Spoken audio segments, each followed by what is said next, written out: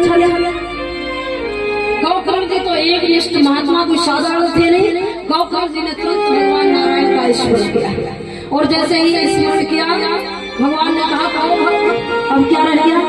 अरे बोले प्रभु यहाँ एक भक्त कथा नहीं सुन रहे हैं, फिर यहाँ तो अनेक भक्त कथा सुन रहे हैं। बोले अनेक है, जरा गिनती करके तो बताओ। गौकर्ण जी ने कहा मैं कितनों की गिनती करूँ, यहाँ जो हजारों लोग बैठे तो फिर कितने विमान भिजवा दो। गौकर्ण जी ने कहा जितने आपके पास हो सब भिजवा दो, अगर कम पड़ जाएगा तो एक में 2 बिठा दिए जाएंगे। भगवान ने कहा कोई बात नहीं, भक्त पहले लोगों से ये तो पूछ लो कौन कौन जाना चाहता है। अब जो जाना चाहे उसके लिए विमान भेज दिया जाए, जो ना जाना चाहे उसके लिए क्यों भेजे? हम भी परेशान हो रहे आप भी परेशान। गौकर्ण जी ने कहा ये भी सब पूछ तो लिया गया ना, पता लगा विमान आते बड़े हो गए जाने के लिए कोई तैयार नहीं। तो गौकर्ण जी ने भक्तों से पूछा बताओ इसी क्षण अभी तुरंत कौन कौन जाना चाहता है? अब भक्तों को लगा किसी के बालक छोटे थे, हर किसी की कोई ना कोई लालसा शेष थी। गौकर्ण जी ने कहा जो अभी तुरंत जाना चाहे उसके लिए विमान मंगा दिया जाए, ना जाना चाहे उसके लिए ना मंगाया जाए। अब तो भाई तुरंत जाने के लिए कोई तैयार नहीं था। अब कोई ऐसा था भी कि जिसे परिवार से ममता तो नहीं थी, लेकिन उसे लगा कि मेरे पास तो कुछ नहीं, हम बड़ा खाली बैठे हैं, ऐसे थोड़ी जाएगा। तुरंत जाने के लिए कोई तैयार नहीं हुआ। गौकर्ण जी ने भगवान से कहा बस प्रभु काम बन गया। भगवान ने कहा क्या? अरे बस आने वाला एक ही है। भगवान कह रहे मैं तो पहले ही जान जाता था। जबरदस्ती लाए जाते हैं अपनी इच्छा से, कौन आता है? मृत्यु है सबके हृदय में होता है, ऐसा कोई नहीं है जिसे मौत से डर न लगता हो। बोले वृंदावन बिहारी लाल की जय। आज धुंधकारी उस विमान में विराजमान हो गया। उस सभा के सामने देखते ही देखते मेरे प्रभु के पार्षद उस विमान को लेकर के परमधाम के लिए चले जाए। बोले श्रीमद्भागवत महापुराण की जय। आज भागवत जी की कृपा हो गई तो धुंधकारी जैसे प्रेत आत्मा को परमधाम मिल गया। धन्य है भागवत जी की कथा जो प्रेत पीड़ा का विनाश करने वाली है। प्रेत पीड़ा का विनाश कर दिया, भगवान का धाम धुंधकारी को मिल गया। बोले बाके बिहारी लाल जय हो। मेरे प्रभु की कथा मोक्षदायी मुक्तिदायी है। ये पापों का समन करने वाली, प्रेत पीड़ा का विनाश करने वाली है, पापों को जला देने वाली है। बोले बोले राम बिहारी लाल जय। अब भगवान का भजन हो जाए, आगे महाभारत की पावन कथा आ रही है। बोले बोले राम बिहारी लाल की जय।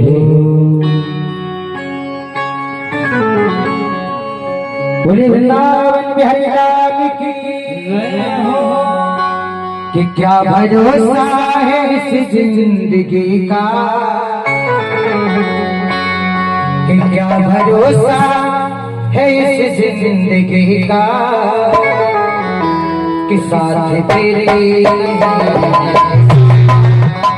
साथ तेरे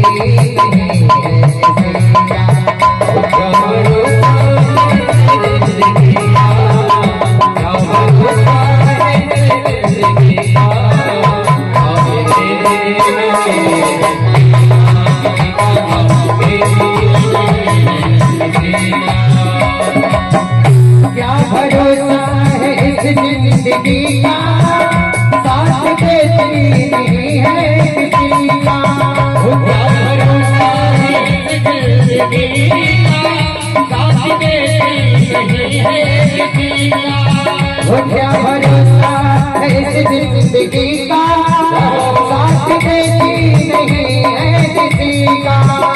क्या भरोसा है जिंदगी का, साथ देती नहीं है। सांस रुक जाए, सांस रुक जाए, सांस रुक जाए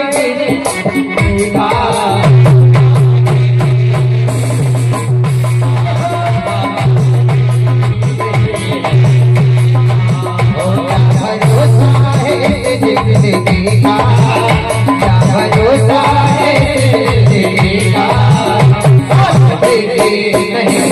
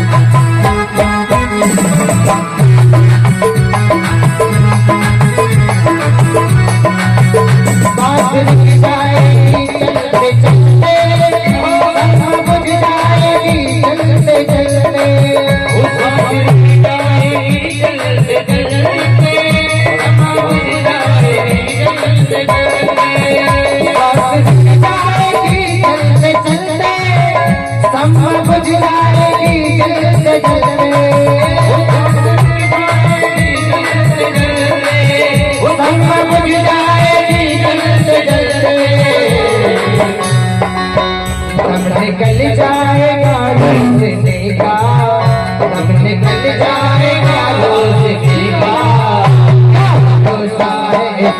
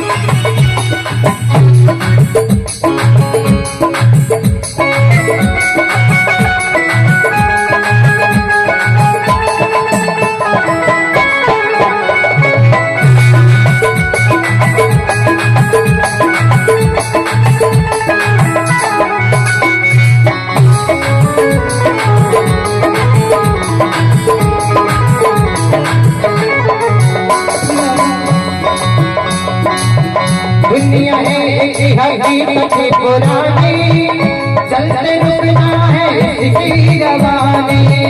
दुनिया की है हकीकत पुरानी, चलते रहना है इसकी रवानी।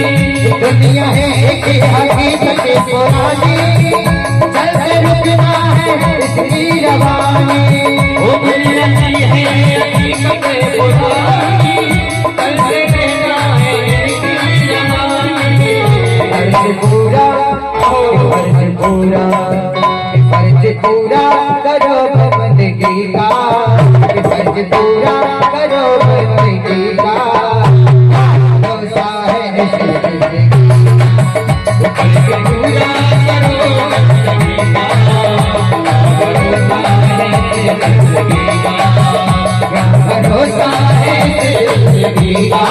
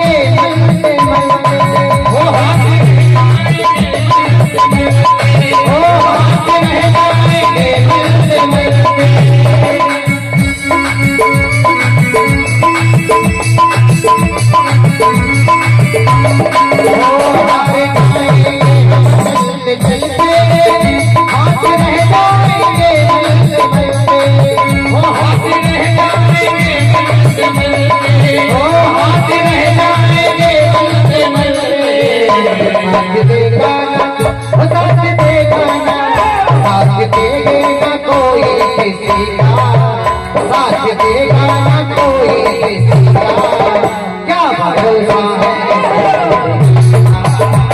भरोसा है जिंदगी का, भरोसा है जिंदगी का, ओ क्या भरोसा है जिंदगी का, क्या भरोसा है जिंदगी का, साथ देती नहीं किसी का, साथ देती नहीं किसी का, साथ देती नहीं किसी का, साथ देती नहीं किसी का।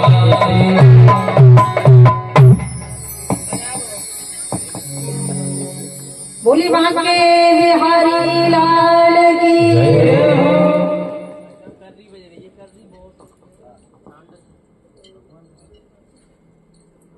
परम मंगलमयी पराभक्ति भगवती गोमती गंगा के किनारे विराजमान श्री सूत जी भगवान सौनक ऋषियों को पावन कथा सुना रहे हैं। श्री सूत जी भगवान ने सौनक ऋषियों से कहा कि ऋषियों, परम आदरणीय ही श्री वेदव्यास जी ने वर्णन किया है। महाभारत का सूक्ष्म दर्शन वेदव्यास जी ने श्रीमद् भागवत महापुराण के महात्म्य में दर्शाया है। जिस समय कौरव और पांडवों में महाभारत का घमासान युद्ध हो रहा था, यानी युद्ध का जब चतुर्थ चरण आया, चतुर्थ चरण में दुर्योधन के 99 भाई युद्ध स्थल में वीर गति को प्राप्त हो चुके थे। केवल और केवल दुर्योधन बचा था, और वो भी श्री भीम जी की गदा के प्रहार से उसका पूरा शरीर अस्त व्यस्त हो गया था। उठने बैठने का उसमें साहस ही नहीं था। आहार खाता हुआ शिविर में पड़ा हुआ था। उस समय का सूक्ष्म दर्शन श्री वेदव्यास जी ने भागवत महापुराण में दर्शाया। उसी समय हुआ क्या, दुर्योधन के पास अचानक द्रोण पुत्र अस्वस्थ था। दुर्योधन के पास पहुंचा, जाते ही अस्वस्थ ने दुर्योधन से कहा, भैया अब ये बता दो कि आपकी अंतिम इच्छा क्या है। अंतिम इच्छा, अब जिसके 99 भाई वीर गति को प्राप्त हो चुके हैं, अंतिम इच्छा क्या हो? केवल और केवल हृदय में प्रतिशोध की अग्नि धधक रही थी। दुर्योधन के हृदय से मरते दम तक प्रतिशोध की अग्नि शांत नहीं हुई। दुर्योधन ने अश्वत्थामा से कहा, अश्वत्थामा, जिसके 99 भाई वीर गति को प्राप्त हो चुके हो और स्वयं प्रलासन की सैया पर पड़ा हुआ हो, अगर उससे कोई पूछे कि आपकी अंतिम इच्छा क्या है, तो क्या आप जानते नहीं कि उसका हृदय प्रतिशोध की अग्नि से धधक रहा है। हे भाई, हृदय में पीड़ा है, अब यह कैसे मिट पाएगी? 5 शत्रु मेरे जीवित हैं, दिल की ज्वाला ना बुझ पाएगी। मेरे 5 शत्रु आज भी जीवित हैं, मेरे 99 भाई वीर गति को प्राप्त हो गए। हृदय में प्रतिशोध की अग्नि धधक रही है, धधक। अश्वत्थामा ने कहा, दुर्योधन, हे यमराज, जिस समय आपने महाभारत का युद्ध प्रारंभ किया तो प्रथम चरण में सबसे पहले आपने बाबा भीष्म पितामह को प्रधान सेनापति बनाया था। बाबा भीष्म पितामह भले ही आपकी ओर से युद्ध कर रहे थे, लेकिन वो विजय श्री का आशीर्वाद पांडवों को दे रहे थे। युद्ध आपकी ओर से कर रहे थे और विजय श्री का आशीर्वाद पांडवों को दे रहे थे। भला बाबा के तीखे बाण उन पांडवों का क्या बिगाड़ सकते हैं? और जानते हो, जब पार्थ अर्जुन ने उन्हें बाणों की शैया पर सुला दिया, तो बाद में आपने मेरे पिता श्री द्रोणाचार्य जी को प्रधान सेनापति बनाया।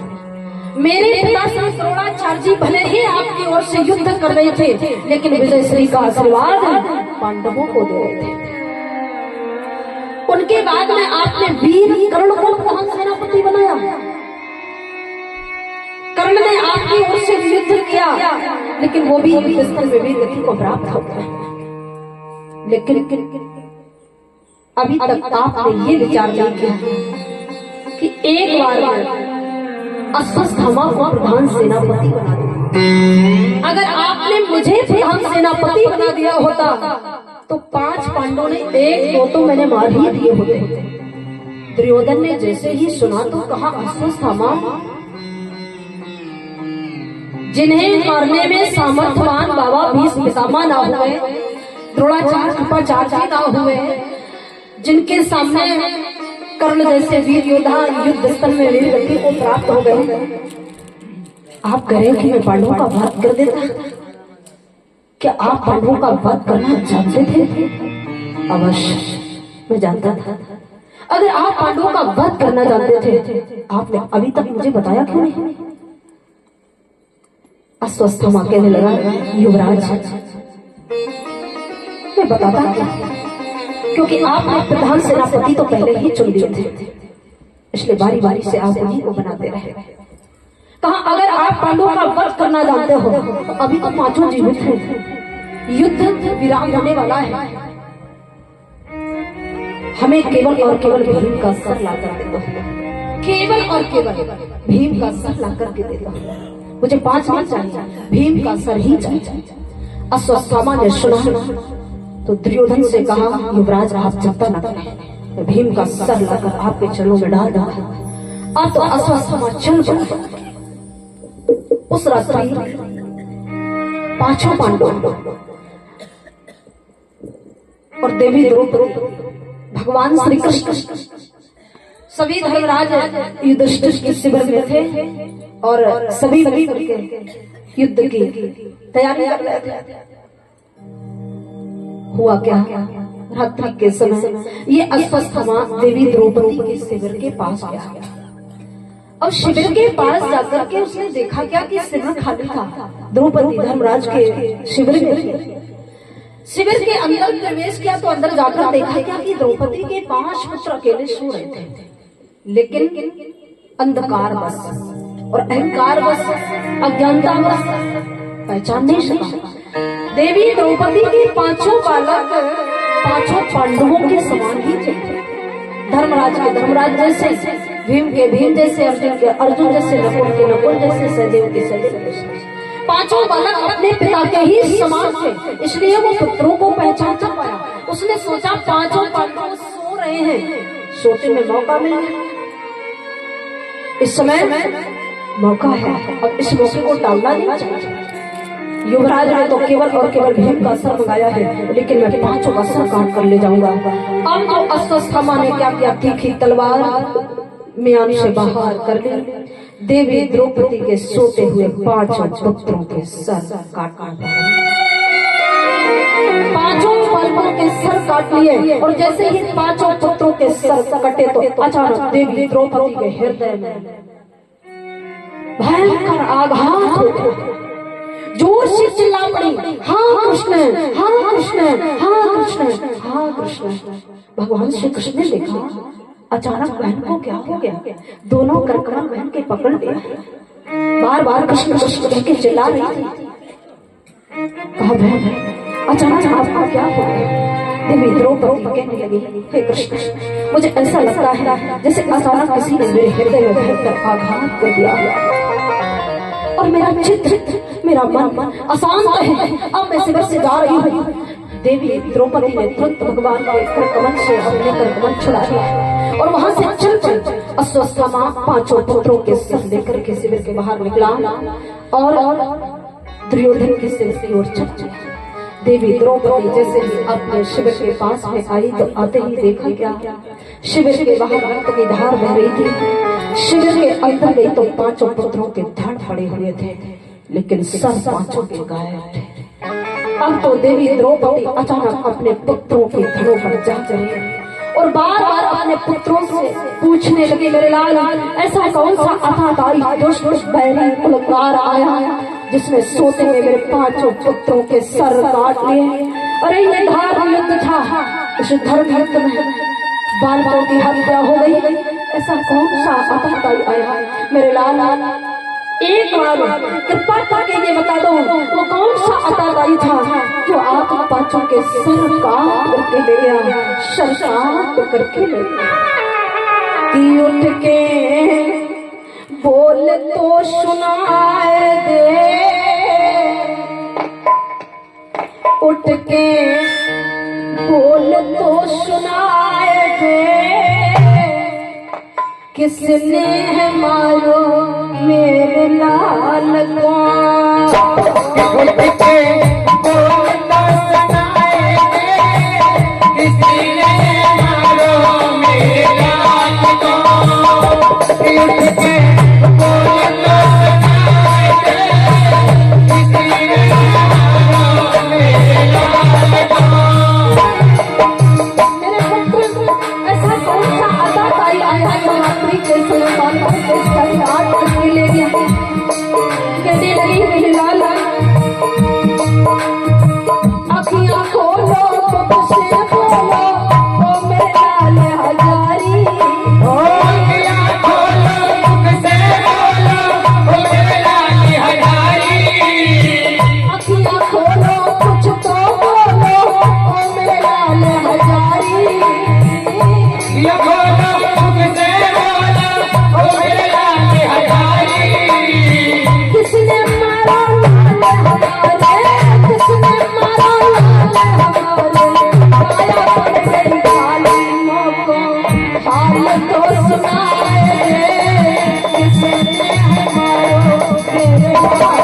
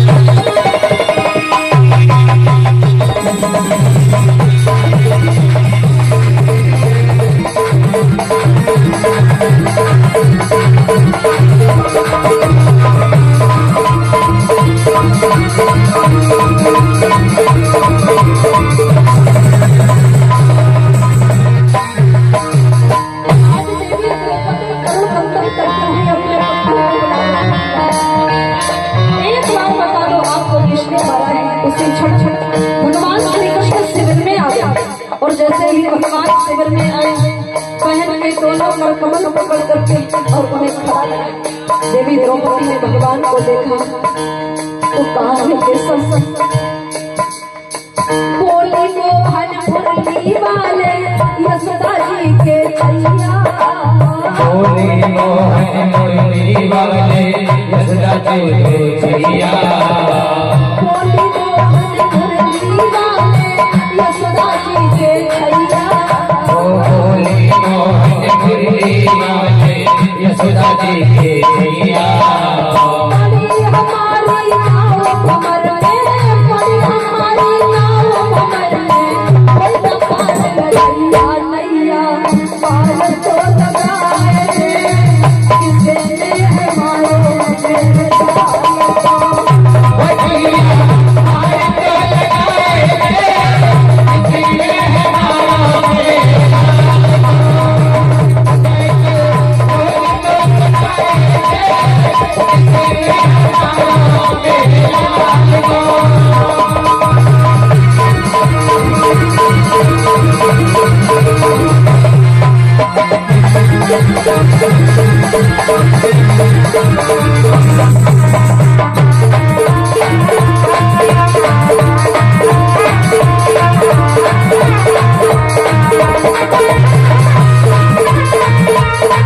Thank you.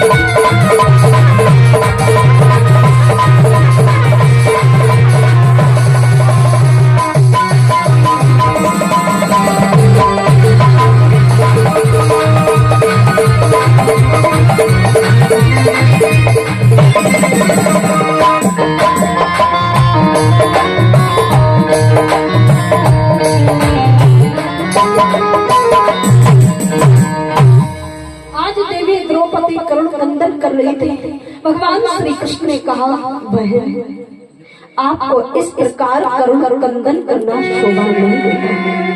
क्यों?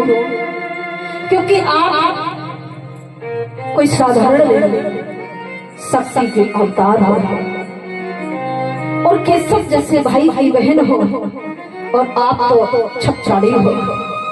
इस प्रकार आपको करुण कंदन करना शोभा नहीं देता है बहन, शोभा नहीं देता। जानती हो इस महाभारत के युद्ध में बड़े बड़े वीर योद्धा वीर गति को प्राप्त हो गए, वो भी किसी न किसी माँ के लाल थे जो युद्ध स्थल में मारे गए। इस युद्ध में करोड़ों करोड़ों माताओं की गोदी सोनी हो गई, करोड़ों देवियां बेवा हो गई। आपको इस प्रकार करुण कंदन करना शोभा नहीं देता। देवी द्रौपदी कहने लगे, केशव जो आप कर रहे हो ये तो मैं भी जानती हूँ। इस महाभारत के युद्ध में करोड़ों माताओं की गोद सोनी हो चुकी है, लेकिन अगर मेरे ये पांचों पुत्र युद्ध स्थल में वीर गति को प्राप्त हो जाते हैं तो मुझे दुख नहीं होता। आज सोते हैं आप ही तो कहा करते हो कि ये धर्म युद्ध है, ये धर्म युद्ध है। ये कैसा धर्म युद्ध है जिस धर्म युद्ध में सोते समय मेरे बालकों की हत्या कर दी गई, सरकार किए गए। हे केशव,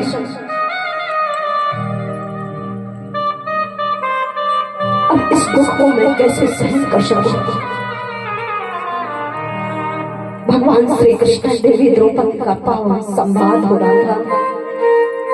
अचानक गांडीवधारी अर्जुन शिविर में आ गया और जैसे ही अर्जुन का आगमन शिविर में हुआ कि श्रुत्वा भागवतः प्रोक्तम फाल्गुना परवीरवा सह पृष्ठः मस्तम परक्रम बातम ब्रह्महस्तचः। गांडीवधारी अर्जुन तो विपक्षी वीरों को मारने में बड़े ही प्रवृत्त थे। जैसे ही अर्जुन शिविर में आए तो देखा कि द्रौपदी करुण कंदन कर रही थी, रक्त की धार बह रही थी, पांचों पुत्रों के धड़ पड़े थे, सर गायब थे। भगवान श्री कृष्ण ने बार बार समझा रहे थे।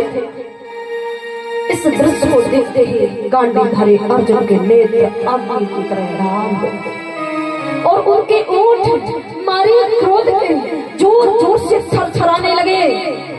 अपनी भुजाओं में एक झटका लगाया, गांडीव धनुष की कसम है, मैं इसकी शपथ लेता हूँ। देवी द्रौपदी से कह दे रही केवल और केवल एक बार अपने मुखारबिंद से ये कह लो कि मैं उस अदाकारी का चेहरा देखना चाहती हूँ जिसने आपके 5 पुत्रों की हत्या की है, 5 पुत्रों की हत्या की। इसी क्षण में उस अदाकारी को बंदी बना करके आपके चरणों में रखकर ढाल दूंगा, चरणों में रखकर डाल दूंगा। गांडीव धनुष की भैंस टंकार लगा देगी। देवी द्रौपदी अपने पति की महिमा जानते थे, कर कमल जोड़कर कहने लगी, स्वामी अगर इतना कर दोगे मैं जीवन भर तुम्हारा एहसास न होंगे। भगवान श्री कृष्ण से कहा कि अब देर मत करो, इसी क्षण रथ पर रथारूढ़ हो जाओ। भगवान श्री कृष्ण ने तुरंत रथ सजाया, सारथी थे, घोड़ों की लगाम थाम ली, गांडीवधारी अर्जुन रथ पर रथारूढ़ हो गए। तुरंत रथ की गति को आगे बढ़ा दिया। अब तो दुर्योधन की शिविर की ओर रथ चल पड़ा। हुआ क्या? दुर्योधन तब तक 5 पुत्रों के सर काट करके अश्वत्थामा 5 पुत्रों के सर काट करके दुर्योधन के पास लेकर के गया। जब दुर्योधन के पास पहुंचा तो दुर्योधन से कहा, युवराज आपने केवल और केवल बहन का सर मंगाया था, लेकिन मैं 5 पांडवों के सर काट कर लाया। और जैसे ही कहा कि मैं 5 पांडवों के सर काट करके लाया हूँ, अब तो दुर्योधन को इतनी प्रसन्नता हो, इतना प्रसन्न हो गया मानो जीवन में कभी इतनी खुशियां नहीं आई, इतना खुश हो गया कि जीवन में कभी इतनी खुशियां नहीं मिले। अगर 5 पांडवों के सर काट करके लाए हो, सबसे पहले मेरे हाथों में भीम का सर थमा दो, भीम का सर सबसे पहले थमा दो। अब तो हुआ क्या? अश्वत्थामा ने भीम के पुत्र का सर हाथों में पकड़ा और दुर्योधन के हाथों में थमा दिया। दुर्योधन ने जैसे ही भीम के पुत्र का सर पकड़ा, अब इतने क्रोधित होकर के पकड़ा कि पकड़ते ही उस सर के चीथड़े हो गए, अनेक टुकड़ों में सर परिवर्तित हो गया। दुर्योधन तुरंत जान गया इतना कोमल सर भीम का हो ही नहीं सकता, इतना कोमल सर भीम का हो ही नहीं सकता। मैंने गदा से हजारों बार प्रहार किया तब उसके सर में कुछ हुआ नहीं, और ऐसी परिस्थिति में पकड़ा तो अनेक टुकड़ों में बदल गया। कहा अश्वत्थामा, ये भीम का सर नहीं, ये भीम के पुत्र का सर था। तूने अनर्थ कर दिया, द्रौपदी के 5 पुत्रों की हत्या कर डाली। भला इन बालकों ने क्या बिगाड़ा था, इन बालकों ने क्या बिगाड़ा था। अब तो दुर्योधन को इतना दुख हुआ, इतना दुख उसे जीवन में कभी नहीं हुआ। मानो भाइयों की मौत में भी नहीं हुआ जितना दुख उसे आज हुआ। और ये माता गांधारी का वचन था कि जिस दिन सुख और दुख दोनों अति करीब होंगे उसी दिन पुत्र तुम्हारी मृत्यु निश्चित। आज दुर्योधन का वही समय सामने आ गया, सुख और दुख दोनों अति करीब हो गए। श्री सूत जी भगवान कह रहे हैं सौनक ऋषियों, उसी दिन दुर्योधन ने अपने प्राणों का प्राणांत कर दिया। इधर भगवान श्री कृष्ण का दिव्य रथ है, जैसे ही दुर्योधन के शिविर के पास में पहुंचा, अश्वत्थामा ने देख लिया। जब अश्वत्थामा ने देखा, अब तो वो देख करके भयभीत हो गया। क्यों भयभीत क्यों हुआ? अपराधी था। अपराधी ने जैसे ही अर्जुन को देखा, देख करके भयभीत हो गया, वहां खड़ा हुआ। भगवान श्री कृष्ण जोर से हंस कहा, पार्थ सामने देखो। गांडीवधारी अर्जुन ने कहा, इसका मतलब यही अपराधी है, रथ की गति को आगे बढ़ा दो। अब तो भगवान ने गति और भी ज्यादा बढ़ा दी, रथ को दौड़ा के यहाँ तक कि अश्वत्थामा को पकड़ लिया और पकड़ करके उसे अपने रथ में पीछे बांध दिया। रथ में पीछे बांध करके रथ तुरंत द्रौपदी के शिविर की ओर घुमा दिया। अब रथ चल रहा था, अश्वत्थामा पीछे बना हुआ था, घसीटता चला जा रहा था। जब देवी द्रौपदी के शिविर के पास में पहुंचा तो हुआ क्या, दूर से ही देवी ने देख लिया, मेरे स्वामी के रथ में पीछे अश्वत्थामा बना है, घसीटता चला आ रहा है। अब तो देवी से रहा नहीं गया, तुरंत दूर से ही जोर जोर से चिल्लाने लगी, स्वामी स्वामी इन्हें छोड़ दो, इन्हें मत मारो, स्वामी इन्हें मत मारो, स्वामी इन्हें छोड़ दो, स्वामी इन्हें छोड़ दो। कि उपाच वंदना नाम नैनम शती मुच्यतामेश ब्राह्मणो नितराम। कहने लगी, स्वामी इन्हें छोड़ दो, स्वामी मत मारो, स्वामी मत मारो। गांडीवधारी अर्जुन ने सुना तो भगवान श्री कृष्ण से कहा, कैसा देखो द्रौपदी की बुद्धि हमें लगता भ्रमित हो गई, बार बार कह रही स्वामी छोड़ दो, मत मारो। भगवान श्री कृष्ण का हृदय गदगद हो गया। जिस माँ के 5 लाल की हत्या हो गई और उसी अताताई के लिए वो माँ कह रही है स्वामी मत मारो, छोड़ो, हृदय बड़ा गदगद हो गया। कहा, पार्थ अब ये तो आप ही पूछो कि क्षमा क्यों कर रही है। गांडीवधारी अर्जुन ने द्रौपदी से कहा, देवी ये अपराधी है, इसने आपके 5 पुत्रों की हत्या की है और आप कह रही उसे छोड़ दो, स्वामी मत मारो। देवी द्रौपदी कहने लगी, स्वामी ये तो मैं भी जानती हूँ कि यही अपराधी है, इन्होंने ही मेरे 5 पुत्रों की हत्या की है, लेकिन स्वामी ये गुरुपुत्र है, ये गुरुपुत्र है। गुरुपुत्र अपना भाई होता है, क्या आप अपने भाई की हत्या कर सकते हो? नहीं, ये गुरुपुत्र है, ये अपने भाई के समान है, इसलिए इन्हें भाई समझ के क्षमा कर दो। दूसरी बात, कहा स्वामी आप क्षत्रिय हो और ये ब्राह्मण है, मारोगे तो ब्रह्म हत्या लगेगी, इसलिए कृपा करके इन्हें क्षमा कर दो। तीसरी बात, कहा स्वामी ये धर्म युद्ध है, आप रथ पर रखा रूढ़ है, कंधे पर गांडीव धनुष है, तरकस भी है और सामने देखो रतहीन है, अस्त्र शस्त्रहीन है, इस समय आपने बंदी बना रखा है। ये वीरों का काम नहीं है कि सामने वाला शत्रु रतहीन हो, अस्त्र शस्त्रहीन हो, बंदी बना हो, बहुत भयभीत हो, ऐसी परिस्थिति में वार करना ये वीरों का काम नहीं है। स्वामी, ये तुम्हारा धर्म नहीं है, ये धर्म युद्ध था। भले ही अधर्म के साथ मेरे पुत्रों की हत्या की गई है, लेकिन आप धर्म युद्ध कर रहे हैं, धर्म युद्ध ही करो। स्वामी, जब जगह पास रथ हो, अस्त्र शस्त्र हो, तब वार करना, तो युद्ध में आनंद आएगा। स्वामी, इस समय क्षमा कर दो। और स्वामी, इस समय तो ये हमारी और आपकी शरण में है, क्योंकि बंदी बना रखा है। अगर हम चाहेंगे तो इन्हें मार भी सकते हैं, हम चाहे तो क्षमा भी कर सकते हैं। शरणागत व्यक्ति को क्षति नहीं पहुंचाई जाती है, शरणागत व्यक्ति को क्षति नहीं पहुंचानी चाहिए। इसलिए स्वामी, कृपा करके इन्हें छोड़ दो। एक बालक, एक पागल व्यक्ति, एक मतवाला व्यक्ति हो, रथहीन, अस्त्र शस्त्रहीन हो, जिसके हाथों में अस्त्र शस्त्र ना हो, ऐसे व्यक्ति पर वार कभी नहीं करना चाहिए। शरणागत को क्षति नहीं पहुंचानी चाहिए। इसलिए स्वामी, कृपा करके इन्हें क्षमा कर दो।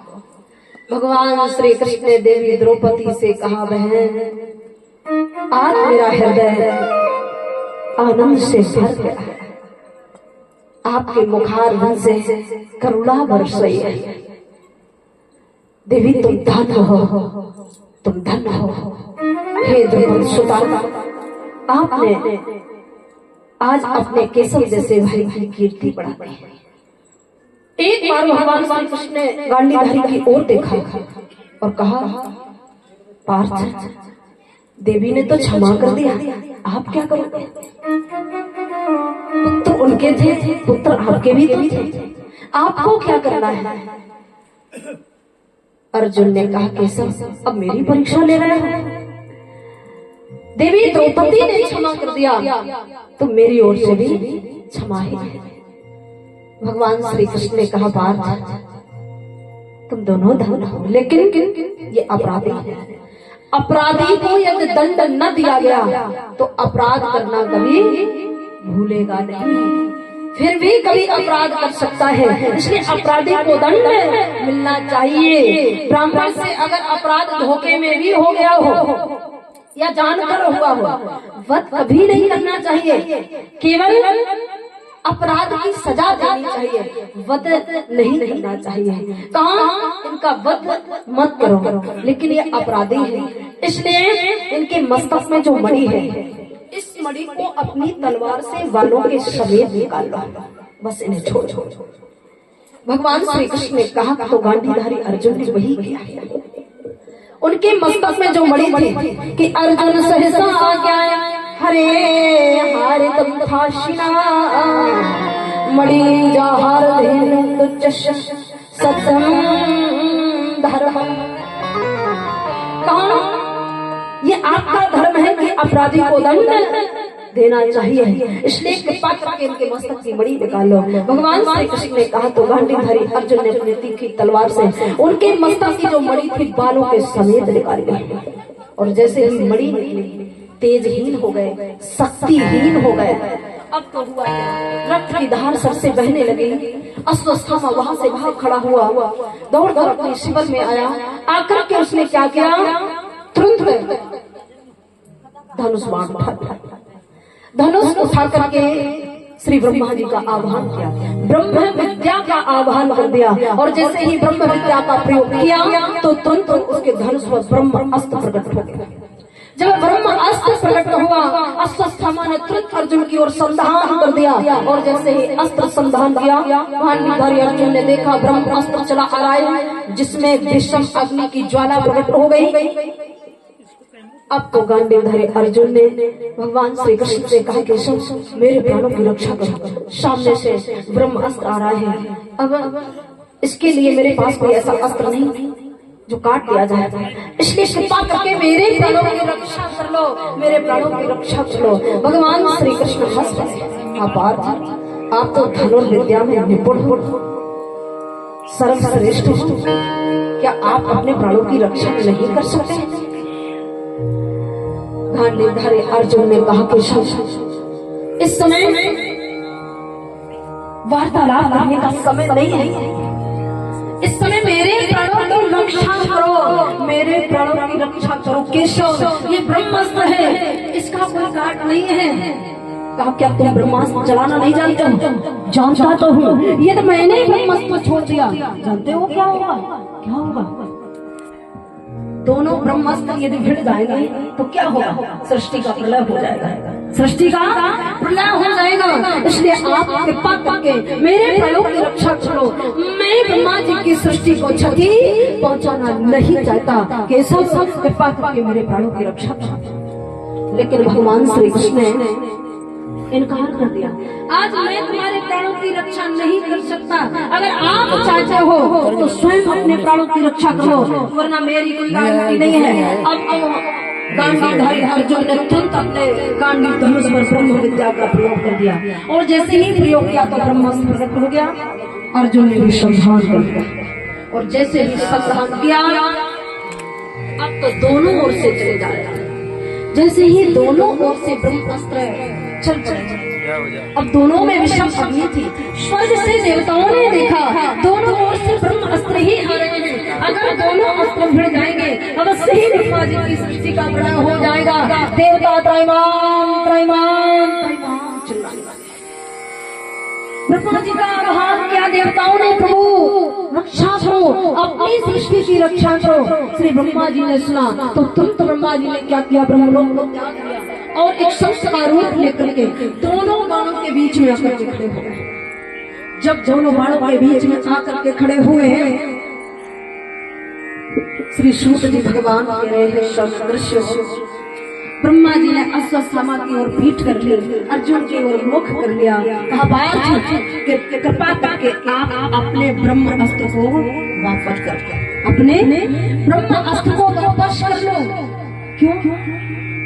फिर मेरे प्राणों की रक्षा वहां कौन करेगा? पहले अश्वत्थामा से कह दो कि वो अपने ब्रह्मास्त्र को वापस कर ले, तो मैं भी वापस कर लूंगा। और यदि वो नहीं करेगा तो फिर मेरे प्राणों की रक्षा कौन करेगा? ब्रह्मा जी ने कहा पार्थ, अश्वत्थामा ब्रह्मास्त्र चलाना तो जानता है, लेकिन वापस करने की विद्या उसके पास नहीं। ब्रह्म विद्या का प्रयोग करना तो जानता था, लेकिन पुनः धारण करना नहीं जानता था। अर्जुन विद्या का प्रयोग करना भी जानते थे और पुनः धारण करना भी जानते थे। पार्थ, आप में दोनों विद्याएं हैं, इसलिए कृपा करके आप इस वर को वापस कर सकते। मैं आपके प्राणों की रक्षा करूंगा। अब तो ब्रह्मा जी के कहने पर अर्जुन ने तुरंत ब्रह्म विद्या को अपने गांडी धनुष में ले लिया। ब्रह्मा जी ने अश्वत्थामा से कहा, अश्वत्थामा अब ये आपका विषम बाण अर्जुन की ओर नहीं जाएगा, फिर इसकी दिशा बदल। अश्वत्थामा दिशा बदलना जानता था, लेकिन पुनः धारण करना नहीं जानता था। उसने क्या किया? दिशा बदल दी। और जब दिशा बदल गई, दिशा परिवर्तन करने में उसने क्या किया कि पहले तो अर्जुन की ओर था, लेकिन अब देवी उत्तरा की ओर घुमा दिया। देवी उत्तरा के गर्भ में पांडवों के वंशधर पड़ गए थे, इसलिए उत्तरा की ओर कर दिया। अब वो विषम बाण देवी उत्तरा के गर्भ में जाकर के समा गया। और जैसे ही उत्तरा के गर्भ में विषम बाण समाया, देवी उत्तरा जोर जोर से भगवान श्री कृष्ण को पुकारने लगी, पाई पाई महागोविंद देव देव जगतपते नान्यं तद्भयं वश्य यत्र मृत्यु परस्पर। पाई पाई महागोविंद देव देव जगतपते भगवान को बुलाने लगी, हे देवों के देवो, हे मामा मेरी रक्षा करो, कृष्ण मेरी रक्षा करो, प्रभु मेरी रक्षा करो। भले ही मेरे प्राण क्यों न चले जाएं, लेकिन पांडवों के वंशधर को बचाओ प्रभु, पांडवों के वंशधर को बचाओ। आज देवी ने भगवान की स्तुति की तो मेरे ठाकुर जी ने क्या किया? परकोट वायु का रूप लिया। वायु का रूप लेकर के भगवान श्री कृष्ण से गर्भ में समाया।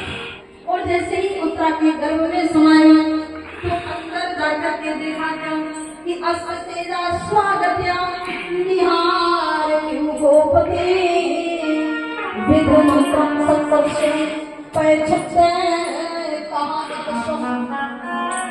अस्तेला स्वागत्याय हारवियोग।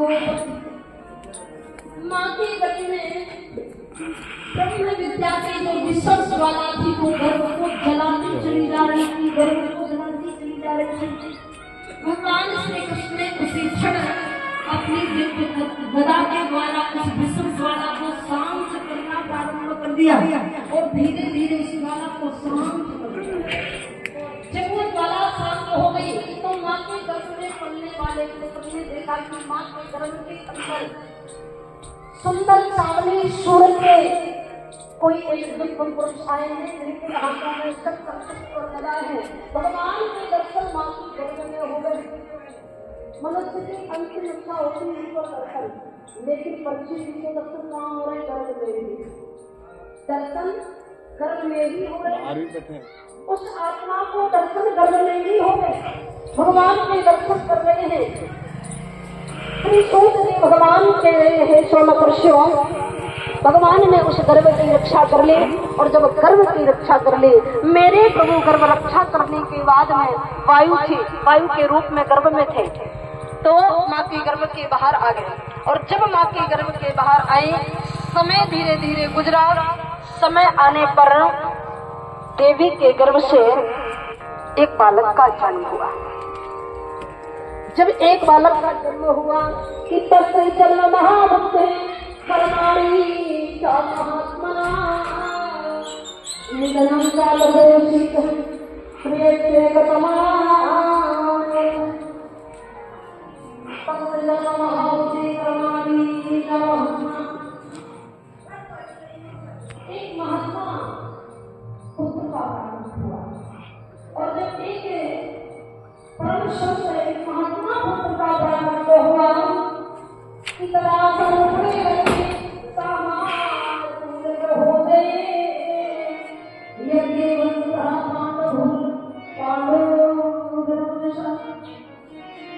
पांडव के भक्त घर का प्राप्त हुआ जो सर्व गुण संपन्न थे, जिनके कारण थे, ऐसे सुंदर बालक का प्राप्त हुआ। हुआ यानी मेरे घर का प्राकट्य हो गया। अब तो पांचों पांडु बहुत खुश हो गए। सभी ने मिलकर आनंद बधाइयों के साथ विद्युत विद्वानों को बुलाकर बालक का नाम कराया। जब नाम कराया सामने सामने उसका नाम रखा गया परीक्षित। सामने आओ। हाँ, परिमाने भगवान इच्छित माने इच्छा, यानी भगवान की इच्छा से प्रकट हुए, इसलिए परीक्षित हुए। प्रभु की इच्छा ना होती तो परीक्षित ना हुए होते। इसीलिए तो कहा है मेरे प्रभु जिसे चाहते उसे बना देते और जिसे चाहते उसे बिगाड़ देते। बनाना और बिगाड़ना सब भगवान के हाथ है। जिसे चाहते बना डालते, जिसे चाहते बना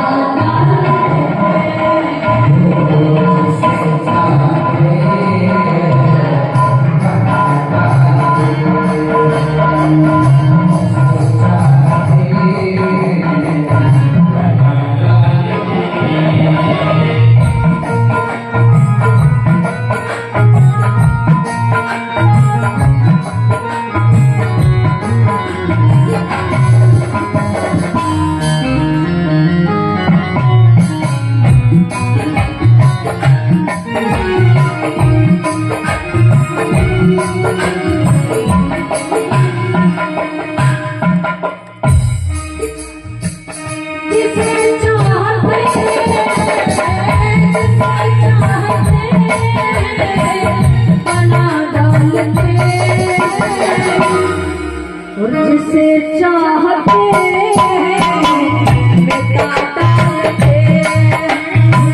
जिसे चाहते मिटा डालते, जिसे चाहते मिटा डालते।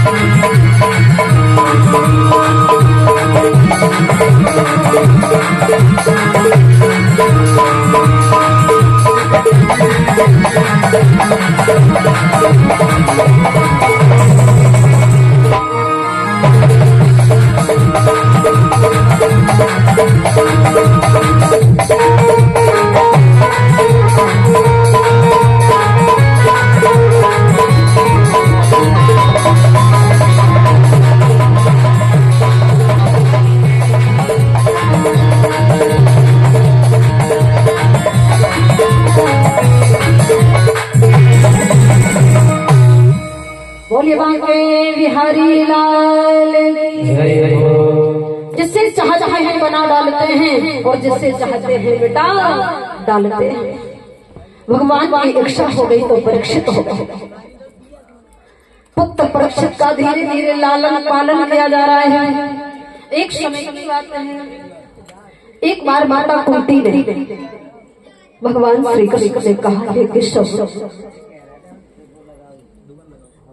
महाभारत का विशाल युद्ध हुआ था, जिस युद्ध में कोई और नहीं, हमारे ही सगे संबंधी मारे गए, हमारे ही सगे संबंधी मारे गए। सभी वीर योद्धा वीर गति को प्राप्त हुए वो कोई और नहीं थे, हमारे ही सगे संबंधी थे। इसलिए केशव में चाहती हूँ कि जब तक आपका पदार्पण वैकुंठ में हो, उससे आपके जाने से पहले उन वीरों को तिलांजलि मिल जाए। क्यों? बिना तर्पण के, बिना पिंडदान के, बिना तिलांजलि के उनका उद्धार कैसे होगा? इसलिए आपके जाने से पहले मैं चाहती हूँ, अगर आपके हाथों से तिलांजलि मिल जाएगी, उन सबका उद्धार हो जाएगा। इसलिए हे कृष्ण, कृपा करके आप मेरे साथ और उन वीरों को तिलांजलि दो जो तर्पण चाहते हैं, जिनकी आत्माएं तर्पण चाह रही है। भगवान श्री कृष्ण ने सुना तो कहा, हुआ जो आप कह रही हो ये तो मैं भी चाहता हूँ कि मेरे जाने से पहले उन वीरों का उद्धार हो जाए। आप कृपा करके अपने पांचों पुत्रों को साथ रखें और देवी द्रौपदी और मैं आपके साथ चलूंगा। अवश्य ही उन वीरों को तिलांजलि मिलेगी, उन सबको तर्पण हम सभी मिलकर के करेंगे। भगवान श्री कृष्ण ने माता कुंती को जब समझाया तो माता कुंती ने क्या किया, पांचों पुत्रों को अपने साथ में लिया। देवी द्रौपदी, भगवान श्री कृष्ण सभी मिलकर के तिलांजलि के लिए हरिहर क्षेत्र में जाकर के उन्हें तर्पण करते हुए सभी आत्माओं को दीपक दिया जा रहा है। माँ कुंती अपने मुखारबिंद से एक एक वीर का नाम बताती चली जा रही थी और उनके ज्येष्ठ पुत्र धर्मराज युधिष्ठिर अपने हाथों से तिलांजलि दे रहे हैं। बारी बारी से वीरों को तिलांजलि दी जा रही थी।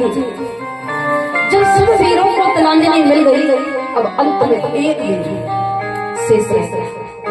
अंत में एक वीर शेष रह गया। तिलांजलि देना बंद कर दिया गया। उनकी आत्मा तड़प रही थी, तिलांजलि मांग रही थी, लेकिन तिलांजलि देना बंद कर दिया गया। अब तो वो आत्मा माता कुंती के सामने आकर खड़ी हो गई और जैसे ही माता कुंती के सामने आकर के वो आत्मा खड़ी हुई, माँ कुंती को प्रणाम किया। माता कुंती ने उस आत्मा को देखा, नेत्रों से प्रेम आस्था की धार बह निकली, वात्सल्य उमड़ गया। वो आत्मा वीर कर्ण की थी, वीर कर्ण। भगवान श्री कृष्ण ने देखा बुआ रो रही है, रोने का कारण पूछा। माता कुंती कहने लगी, केशव आप तो सब कुछ चाहते हो, आपसे क्यों छुपाए? कृपा करके मेरे ज्येष्ठ पुत्र से कह दो कि अभी एक वीर तिलांजलि के लिए शेष रह गया है, ताकि उसे भी तिलांजलि मिल जाए। वो आत्मा तिलांजलि के लिए तड़प रही है।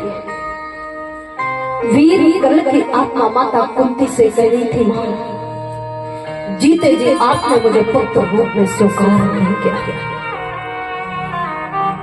अब क्या मरने के बाद मुझे नरकगामी बनाना चाहता है। माँ मिला ना प्यार जिसे उम्र भर, माँ मिला ना जिसे प्यार भर उम्र भर, माँ का उसे हर चेहरे में माँ ही नजर आती है, उसे हर चेहरे में माँ ही नजर आती है। कहा माँ रक्त के तुम्हारे यदि हम पर कर्म ना होते, रक्त के तुम्हारे यदि हम पर कर्म ना होते, तुम ना होती तो हम ना होते, तुम ना होती तो हम ना होते। मैं इतना चाहता हूँ कि माँ से बढ़कर किसी भगवान की भी सूरत अच्छी नहीं होती। जितनी सूरत अच्छी माँ की होती है, उतना सुंदर तो भगवान भी नहीं होता है। माँ से बढ़कर अच्छी सूरत किसी भगवान की भी नहीं होती, और जब तक जीवन में माँ होती है तब तक मंदिर की जरूरत नहीं होती। असली मंदिर माँ है। कहा माँ क्या क्या आप इस पुत्र को तड़पता हुआ छोड़ दो? अब तो माता कुंती से बिल्कुल रहा नहीं गया।